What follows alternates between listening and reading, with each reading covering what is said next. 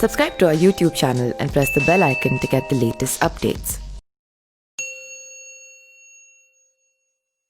नमस्कार, मैं पिंटू सिंह यादव आप सभी का स्वागत करते हैं न्यूज लाइव में। बिहार में चुनाव आ रहा है और बिहार में चुनाव को लेकर जिस तरीके से सारी राजनीतिक जो पार्टियां हैं वो कहीं ना कहीं अपनी कमर कसनी शुरू कर दी है। खास करके अगर हम बात करें एनडीए अलायंस की, तो एनडीए में लोक जनशक्ति पार्टी, बीजेपी और जनता दल यूनाइटेड है। बीजेपी वैसे भी वर्चुअल रैली के माध्यम से जो है अपने चुनावी रणनीति और चुनावी जो बिगुल है वो फूंक चुकी है और नीतीश कुमार भी लगातार जो है अपने समर्थकों से, अपने जिला जो अध्यक्ष हैं उनसे लगातार जो है सोशल मीडिया के माध्यम से, प्रेस कॉन्फ्रेंस के माध्यम से रूबरू हो रहे हैं और तैयारी का जायजा ले रहे हैं कि किस तरीके से चुनाव लड़ा जाए और किस तरीके से बिहार की राजनीति को किया जाए, क्योंकि कोरोना काल का डर चल रहा है। अगर हम बात करें चिराग पासवान की, तो चिराग पासवान भी लगातार जो है सोशल मीडिया और अपने प्रेस कॉन्फ्रेंस के माध्यम से लोगों से रूबरू हो रहे हैं और आप सभी को पता होगा कि एनडीए यानी कि बीजेपी और जनता दल यूनाइटेड से चिराग पासवान जो है नाराज चल रहे हैं और वजह यही है कि सीट बंटवारे को लेकर जिस तरीके से दबाव की राजनीति की जा रही है और चिराग पासवान भी लगातार जो है अपने सोशल मीडिया के माध्यम से और प्रेस कॉन्फ्रेंस के माध्यम से लोगों से रूबरू हो रहे हैं, जिसके बाद उसी रूबरू के दौरान की जो वीडियो थी वायरल हुई थी, जिसके बाद से एनडीए में मुश्किलें और भी बढ़नी शुरू हो गई थी। अगर हम बात करें आरजेडी की, तो आरजेडी भी लगातार अपने ही तेजस्वी यादव आवास पर जिस तरीके से नेताओं को बुलाकर बातचीत कर रहे हैं और अलग अलग तरीके से लोगों को मोटिवेट कर रहे हैं और लोगों को जागृत कर रहे हैं कि आने वाले चुनाव जो है उसकी तैयारी कैसे की जाए, उसकी तैयारी का जो भूमिका है वो कैसे तैयार होना चाहिए, ये सारी चीज़ों को लेकर तैयारी शुरू कर दी है। अगर हम बात करें सोशल मीडिया पर, तो सोशल मीडिया पर भी तेजस्वी यादव काफ़ी ज़्यादा एक्टिव रहते हैं और सारे नेता जो है आजकल सोशल मीडिया पर काफ़ी ज़्यादा एक्टिव हैं। लेकिन आप सभी को पता है कि 15 साल पहले से राज करने वाली लालू प्रसाद यादव की पार्टी आरजेडी, उसके बाद से नीतीश कुमार की सरकार बननी शुरू हुई, तो लगातार 15 साल तक मुख्यमंत्री नीतीश कुमार रहे। अब बिहार में चुनाव जब है या फिर कहीं भी चुनाव होता है तो एक जो अहम पार्टी होती है, जो अलायंस होता है, उनके साथ और उनके अपोजिशन के साथ खासा टक्कर होता है, बहुत ज़्यादा टक्कर होता है। और आप सभी को पता होगा कि बिहार के चुनाव में भी अलायंस जो एनडीए का है और जो आपका महागठबंधन है उनके साथ जबरदस्त फाइट होने वाली है। हालांकि तेजस्वी यादव जिस तरीके से मोर्चा संभालेंगे और तेजस्वी यादव चाहते हैं कि जिस तरीके से एनडीए को पटकने देने के लिए अलग अलग रणनीति तैयार किया जाए, उसके चलते अगर उसको तैयार कर भी लेते हैं तो तेजस्वी यादव की यहाँ पे मुश्किलें कम नहीं होगी। मुश्किलें कम क्यों नहीं होगी, उसके बारे में मैं आपको पूरी जानकारी आज आपको बताने वाला हूँ। जैसा कि आप सभी को पता है कि एक गठबंधन हो गया और एक एनडीए हो गया। एनडीए को घेरने में तेजस्वी यादव लगे हुए हैं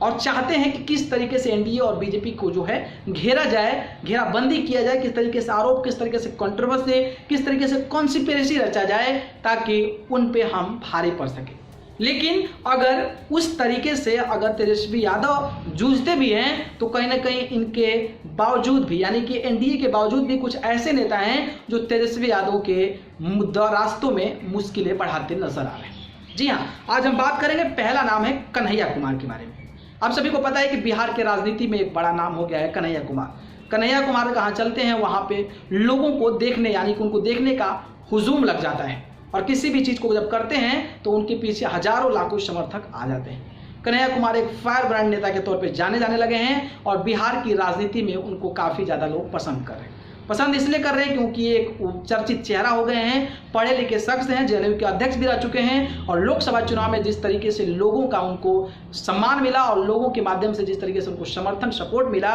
वो कहीं ना कहीं दिखाता है कि कन्हैया कुमार जो है बिहार की राजनीति में एक युवा होने के कारण तेजस्वी यादव पर भारी पड़ सकते हैं। अगर अलायंस नहीं होता है उनके साथ तो तेजस्वी यादव पर जो है कन्हैया कुमार भारी पड़ सकते हैं, क्योंकि उनका एक युवा शक्ति है, युवा जो है छवि है और बिहार की राजनीति में बोलने, चालने और जिस तरीके से लोगों को अपनी तरफ आकर्षित करना है वो बखूबी कन्हैया कुमार जानते हैं। तो अगर एनडीए से तेजस्वी यादव टक्कर करते हैं तो इसके अलावा भी इन लोगों को भी संभालना पड़ेगा, यानी कि कन्हैया कुमार जैसे नेता को भी मैनेज कर चलना पड़ेगा, नहीं तो इनके सामने, तेजस्वी यादव के सामने मुश्किलें बहुत बड़ी आ सकती है। पहला नाम हो गया। दूसरा नाम हो गए पप्पू यादव।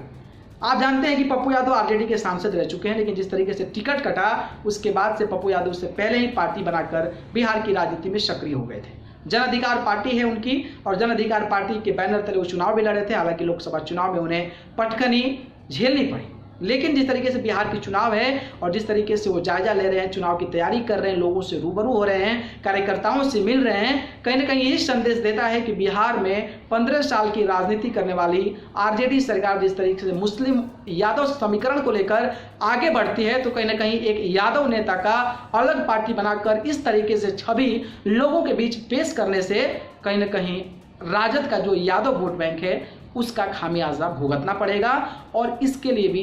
तेजस्वी यादव को कहीं ना कहीं रणनीति बनानी होगी कि पप्पू यादव जैसे यादव नेता को कैसे रोका जाए ताकि जो यादव वोट बैंक है वो बहके ना और पूरे के पूरे यादव के जो वोट बैंक हैं वो कहीं ना कहीं आरजेडी के खाते में आए हैं। तो नीतीश कुमार के अलावा यानी कि एनडीए के अलावा कन्हैया कुमार और पप्पू यादव जो हैं तेजस्वी यादव के लिए एक बड़ी मुश्किल है। तीसरा नाम आता है आपका असदुद्दीन ओवैसी।